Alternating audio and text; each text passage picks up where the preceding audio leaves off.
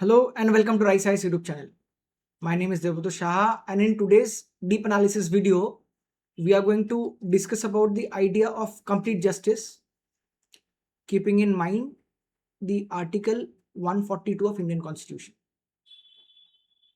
The first thing first then, why should we read this article? Because the same has surfaced into today's Hindu newspaper. The name of the article was the judiciary's role in complete justice. So, as per the demand of this article, we have pointed out for you the main important facts which are very much important for UPSC preparation. And on the basis of that fact, we have made a detailed content so that you can get a complete idea about the article as well as complete idea of key important themes which are relating or have a impacting or have a impact on our preparation. So before jumping onto all those topic themes or list outs, let's first discuss a model question. If a question will come from this article, the question can look like this in your mains question paper. Article 142 of the Indian Constitution act as a constitutional safety valve to ensure complete justice. Discuss the significance of Article 142 in the Indian judicial system. Also examine the concern regarding judicial overreach associated with its use. 15 marks, GS2 Polity. Okay, after we have kept a model question into our mind, let's now jump into the content directly. So what all things that we are going to cover in this video? I have made a list for you in the very first page. We are first going to see the context as per the article.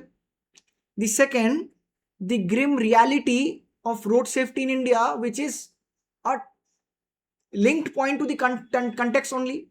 Why this kind of idea surfaced in today's paper. Second, the third, the most important part for our preparation was core concept associated with this article. That is Article 142. The fourth, it's comparative jurisprudence. Like we would see if this Article 142 is only empowering Supreme Court or is it empowering the other higher court and lower courts also, like High Court and the district courts. And at last we'll also do a critical analysis of it before jumping onto the way forward and conclusion, where we would see the benefits of this complete justice and what else can be done before drawing a way forward. Okay, so when the things are sorted, we have seen the article in a brief. Second, we have also seen a model question. If in upcoming mains paper a question from 142 may come, that might come on this form. And the third thing was a gist of what we're going to study but see in this video. In the context, Supreme Court suo motu cognizance after road incident happened where 32 people died. 32 over the period of time, 32 deaths happened. That somewhere points out to the fact of right to safety or right to safe travel in national highways, which is also somewhere indicating to a bigger idea of Article 21, where we have seen in multiple scenarios Supreme Court has and High Court also at some times has made the umbrella of Article 21 bigger and bigger, where multiple key elements of human life have been included under the idea of right to life. Therefore, this time also Supreme Court somewhere points out to the fact that these off-road deaths which happened over a period of time in national highways is somewhere diminishing the idea or somewhere falsifying the idea of right to life or a right to safety of life. This was the context, which was again from the idea of Pahladoli incident versus National Highway Authority of India and others. The same thing has been pointed out over here through the case. The second part, the continuation part of the context, but on a different heading, why Supreme Court has taken this suo motu cognizance. This cognizance, this suo motu cognizance is been backed by a data. What kind of data? Data shows national highway is 2% of total roads in India, whereas it comprises of 30% of total fatalities. Out of all the fatalities happened on the road, which constitute around 27,000, approximately 27,000 deaths over Jan to June in 2025. From this idea, the target of India is to reduce these kind of accident by 50% till 2030, which means by 2030 these 100% deaths should be reduced to 50% and 30% to 15%, to be very precise. Where to achieve those targets, the article also points out to 4E strategy. What are those E strategies? The first part, education, where we educate others so that these kind of incident happens or reduces over the period of time. The second, engineering. We should develop such new ideas and projects where these kind of fatalities can be reduced. At the same point of time, we can also have a strict enforcement. We do also see that these kind of fatalities do happen because of lack of, let's first say, enforcement from either from the public side or from the authority side, like strict enforcement of speed policies, guardrailing policies, traffic rules, regulations, and others. And at last, the emergency care. Even after the 3 E's has been done, we cannot ensure that 0% death or accident will happen in the highways or the roads. So even on those minute chances, we must put in place a emergency care so as to address those kind of situation where these incidents happen. Done. The second part, why suo motu was so important. Now, the suo motu was taken with the idea of complete justice under Article 142. So our next idea would be to study the core idea and powers of Supreme Court under this article, which we do under complete justice. The first thing, the article empowers Supreme Court that Supreme Court can pass necessary order or decrees where law is silent or inadequate to ensure justice. Like in this case, where we don't have a proper policy in place, Supreme Court can temporarily provide for a decree or an order which will fill the vacuum which these roads, where these road accident is happening. The second part, what is the nature of this Article 142? It is somewhere an extraordinary power of Supreme Court, where we see Supreme Court has appellate jurisdiction, original jurisdiction, advisory jurisdiction, and these kind of jurisdiction which is somewhere points out to extraordinary power. At the same point of time, it somewhere also indicates that Supreme Court also have certain residuary powers. Like we say in the case of concurrent list, where we say all those things which are in union list will have effect on union, will be managed by union government, central government, which all things are on the state list would be managed by the state government, and which all things are in concurrent list would be managed by both center and state, and whatever is left is under the residuary powers.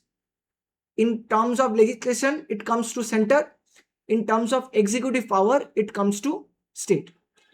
Likewise, in this case also, when Article 142 is been discussed, we get to see that this article, this power of 142 somewhere indicates Supreme Court does also have a residuary power in case of vacuum or to complete incomplete justice. Therefore, what are the bases upon which the Supreme Court must do this justice, complete justice, in form of extraordinary power or residuary power? It should be based on natural justice and fairness. So what constitute natural justice and fairness? In form, when will we say the order passed by the Supreme Court is fair and it is on the line of natural justice? When it follows these points. What are those points? When the law is absolutely silent about it, or the law is inadequate about it. The second part, there is a manifested injustice in the system or a manifested error in the system where we can see that it is visible. Third, when we get to see a law is in place but still there is procedural rigidity which is again obstructing the natural flow of justice, then also Supreme Court can issue Article 142 under which it can change certain things. And at last, when we get to see there is change in the social system and the contemporary law is not adequate to answer those challenges, those new demands, even in that situation, until the legislature makes some new laws for those new demands, Supreme Court can use Article 142 for a temporary basis. So what are all the key judgments till now from which we get to understand that this fairness and natural justice is been followed? The first case of Delhi Judicial Service Association versus State of Gujarat in 1991, where we see Article 142 points out to a higher constitutional quality which ordinary law cannot restrict it. In the sense, if you anytime want to change this power of Supreme Court, which is a high constitutional quality power, a ordinary law cannot make any changes into it, as it is again upon the fact that it is completing the process of natural justice and ensuring fairness. The second case, Canara Bank versus Debashish Das, 2003, where the court re-emphasized upon the fact that substantive justice is bigger than procedural justice. Hence, again, the core idea can never be diminished but reduced underneath the procedural part. Therefore, again, Article 142, which has been used by Supreme Court to ensure complete justice, cannot be easily taken. Third, we see Hitesh Bhatnagar versus Deepa Bhatnagar 2011, where we see there is a restriction upon Supreme Court also. Why I'm using the word Supreme Court, we will see on the next case only, but it somewhere reminds Supreme Court that using this white power, there needs to be extra cautious. The Supreme Court needs to be extra cautious while using Article 142. And the last bone of contention. Why only Supreme Court? As we know, higher court consists of Supreme Court and High Court. This debate was somewhere sealed under Anil Kumar versus Maya Jain 2009, where Supreme Court categorically stated that High Court's power under 226 is not equivalent to Article 142. Yes, we do know that at some time we say Article 226 of High Court's power is at times bigger than Article 32, where High Court have larger ambit of using 226. But in this case, Anil Kumar Jain versus Maya Jain, Supreme Court categorically pointed out that no, Article 142 is not at all equivalent to 226. So, on the same note, if we compare that why Article 142 is not equivalent or bigger than, in this case, bigger than 226, we get to see that the Article 142 somewhere have a broader impact on complete justice power, where the Constitution of India categorically points out that Supreme Court and only the Supreme Court has the power under 142 to ensure that natural justice, again the idea of natural justice and fairness, is upheld in the country. Whereas Article 226 of High Court is a justice possible but under limited circumstances, where we get to see the only limitation under 142 was natural justice and fairness, but under 226 we see multiple limitations to it. Therefore, on the same idea, it can be said that no, Article 142 and 226 are not equal, and High Court doesn't hold the power of doing complete justice. Just like in case of presidential recommendation, it is only the Supreme Court who has the power to do such things. The same can be deciphered from this two article also. So what we can point out from this, the crux of whatever we have read till now, the critical analysis on the debate of judicial overreach. Is Article 142 a judicial overreach? Actually a judicial overreach. At some point of time, we do see, yes, it is a judicial overreach, as the lawmaking power has been delivered to the legislature side of the country, where the legislature is the appropriate authority to frame laws. Whereas when Supreme Court oversteps its boundaries and make laws which is not his or her domain's work, it might have a judicial overreach aspect. The second part, Article 50 of the Constitution, separation of power. The same thing can be pointed out upon the fact that when Supreme Court is making law, even if that is ordinary or even if that is temporary or temporary in nature, it is somewhere overstepping its boundary and somewhere again diluting the idea of separation of power, where we have all three wings of the country have separate work to do.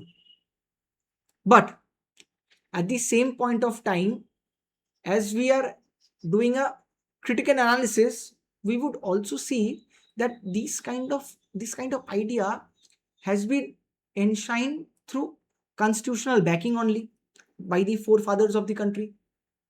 Second, it somewhere fills the legal vacuum which currently the legislature is unable to fulfill or unable to fill. Therefore, to again ensure the substantive part of the law, the procedural part, which the first point points out, can be less important.